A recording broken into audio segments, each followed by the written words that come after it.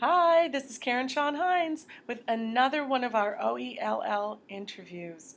And my goodness, haven't we learned so much already that this department does and how it just touches every other department in BPS. And let's face it, our kids and how they're being supported, that's what we're here for. That's our mission. So here we go without any further ado. Good morning. Good morning. So Thank you for having me. can you tell us your name and Sure. your job title and what that means that you do? Yes. So I am Priya Tahiliani. I am the Executive Director of Instruction for the Office of English Language Learners. I am also currently serving as the Interim Assistant Superintendent for the Office of English Learners.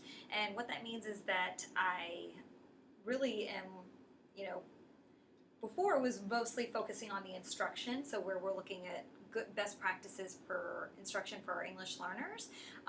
However, now I'm overseeing a lot of the different pieces, including the compliance portion, translation interpretation, family engagement. So looking at all of the different parts of the Office of English Language Learners and how they intersect. So that's a huge job. Yes. Okay, so tell us, what is one project that you are working on now that you think, oh, you know what, the BPS audience should know more about? Well, one of the priorities of our office for this coming year is to really empower our LATFs. So our LATFs are our language acquisition team facilitators, and they're sort of our ambassadors for our English learners that are in every school. Some schools have 2 LATFs, and we meet with them about 6 times a year. We have conferences throughout the year where they can come together, share best practices. Also, we can communicate to them any new regulations, anything that they need to be thinking about for access testing. So what we'd really like to do is move our LATFs towards instruction because they've been very compliance driven for a really long time. And so we also want to work with our school leaders in how to empower our LATFs to be instructional leaders in the building.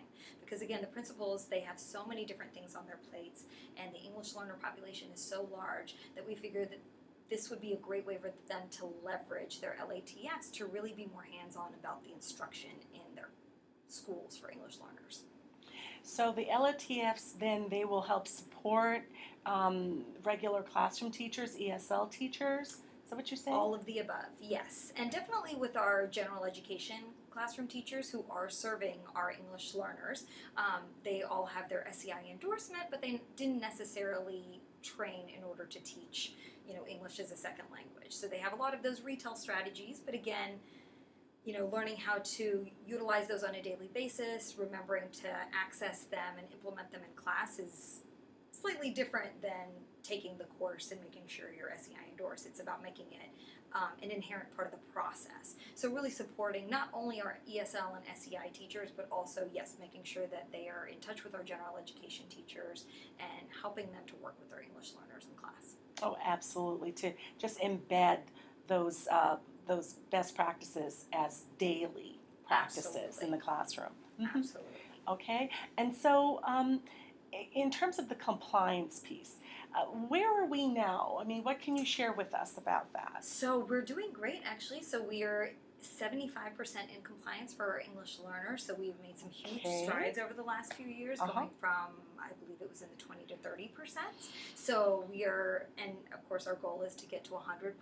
Absolutely. And again, all of this is really due in large part to the work that our LATFs do at the schools. They have been so wonderful and so instrumental in making sure that they are aiding their school leaders and helping them to become compliant in classroom schedules, but also in making sure that high quality instruction is being given for all English learners.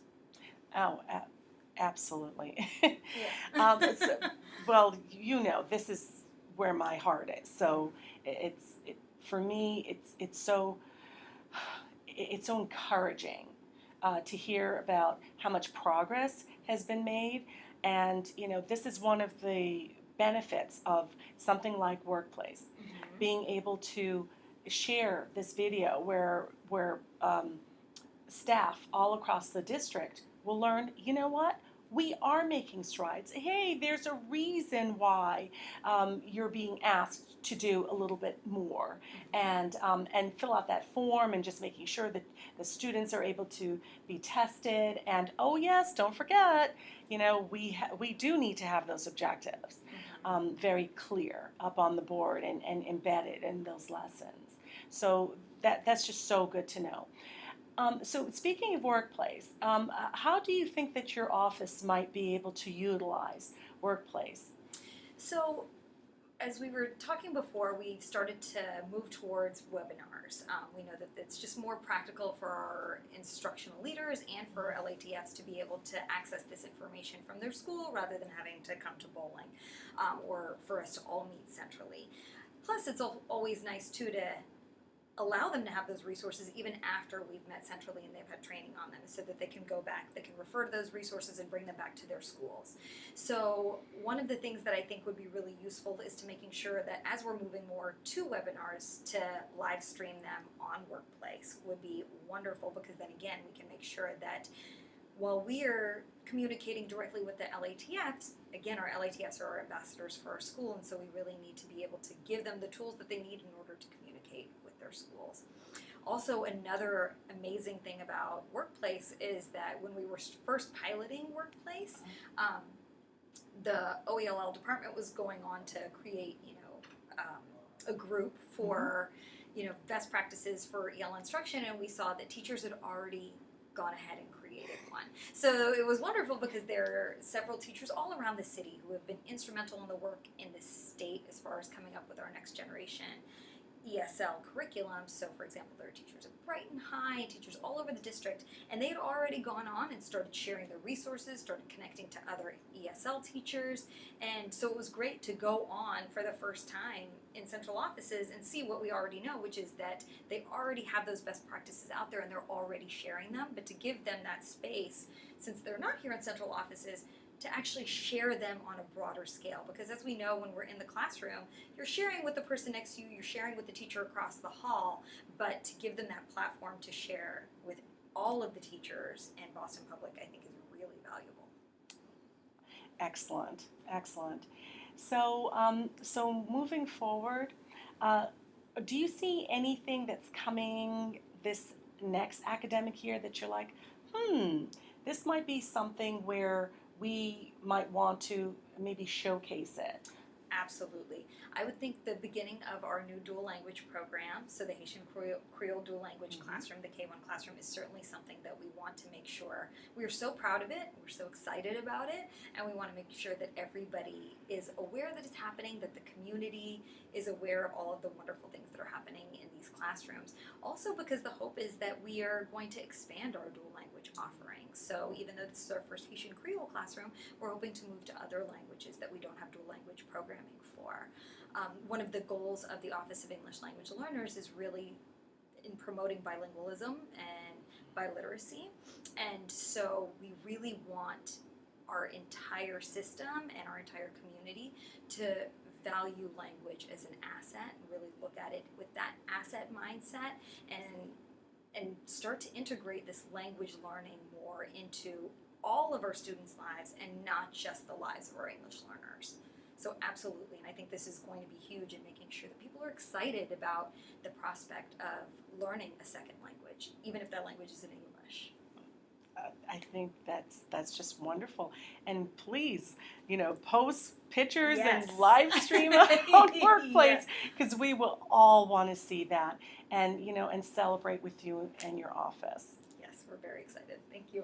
Okay, thank you. Okay, so this is Karene-Sean Hines with another wonderful, awesome interview from the OELL department. And my goodness, don't we have a lot to look forward to this next academic year. So connecting Boston Public Schools through the culture of we. Innovate BPS, because after all, this is the true BPS. Thank you.